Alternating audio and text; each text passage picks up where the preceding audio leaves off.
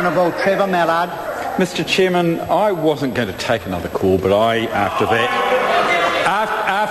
that, I've spoken with my whips and I may be in a little bit of trouble, but I think that can't go unanswered.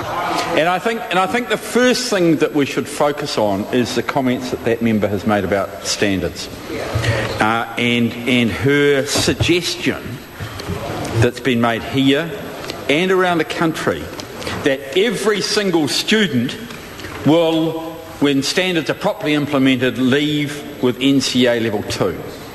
I have never heard so much nonsense in my life. There are hundreds, if not thousands, of students in every cohort in New Zealand who are not capable of getting NCA level 2 unless the standards are dropped enormously. And it is inappropriate for a Minister of Education to be so out of touch that she goes around the country promising parents that they will achieve at that level when she, if she had a modicum of intelligence, would know that that was absolutely impossible. So she has a system which she is putting $62 million into, which $62 million stripped out of professional development and a number of other areas that she is putting $62 million into with an objective that is absolutely and utterly impossible. I want to make a comment next about the academies to which she's referred. And I just want to tell her that as I move around the country in the areas around the academies, I'm discovering absolute chaos. Absolute chaos. Because no one has bothered to tell the schools which of their kids is at the academies. The schools have pastoral care responsibilities for those students. They are meant to be. They're meant to be on the school rolls. Well, the truant officers won't be looking for them because they're not on the school rolls. But they're not. But no one's told them.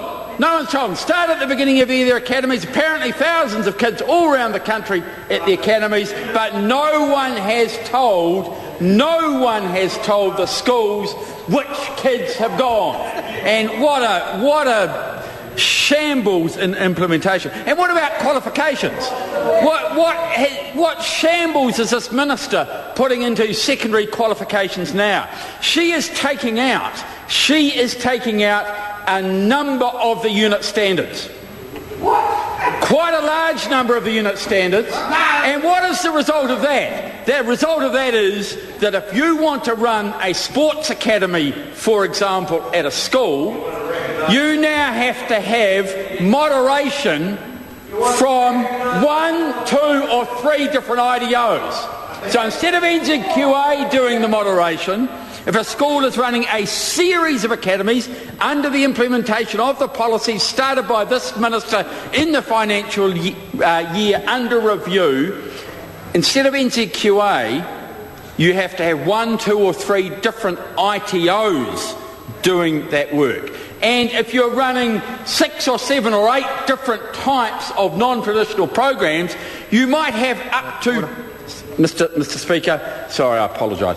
The school might have to have 20 different organisations coming in. No, absolutely. 20 different ITOs coming into their school to moderate because of the unit standards that have been abolished under the direction of that minister.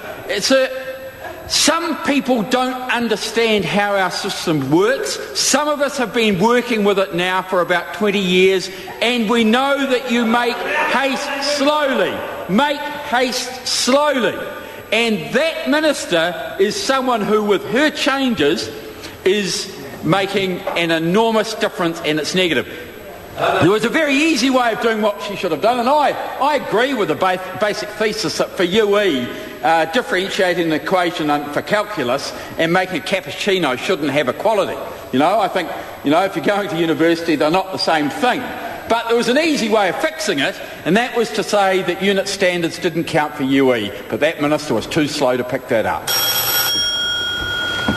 The question is that the report of the Education and Science Committee on the 2008-09 financial review of the Ministry of Education be noted. Those of that opinion will say aye. Aye. Contra say no. No. The ayes have it.